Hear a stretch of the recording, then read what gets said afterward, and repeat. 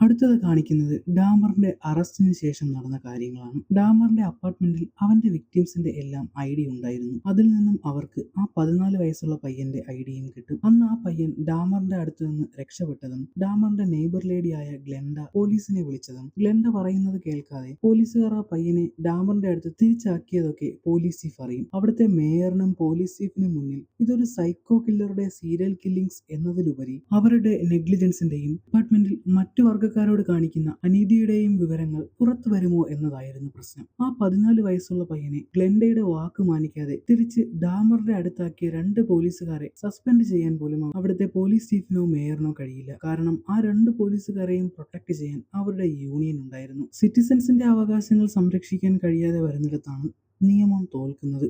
ഇതിലെ ഏറ്റവും വലിയ പ്രശ്നം എന്താണെന്ന് വെച്ചാൽ നിയമം ഇപ്പോഴും ജനങ്ങളുടെ അവകാശങ്ങളെ സംരക്ഷിക്കേണ്ട സ്ഥലത്ത് തോറ്റുകൊണ്ടിരിക്കുക തന്നെയാണ്. എന്തായാലും ഡാമറിന്റെ വിക്ടിംസിന്റെ കാര്യത്തിലും വലിയ ഒരു ഇൻജസ്റ്റിസ് ആണ് നടന്നിരിക്കുന്നത്. ഗ്ലെൻഡയും ഒരു തരത്തിൽ ഡാമറിന്റെ ഒരു വിക്ടിം തന്നെയായിരുന്നു. അടുത്ത മുറിയിൽ ഒരാൾ നാളുകളായി ആൾക്കാരെ കൊന്ന് പീസുകളാക്കി കഴിക്കുന്നത് ഒന്ന് ആലോചിച്ച് നോക്കിക്കേ.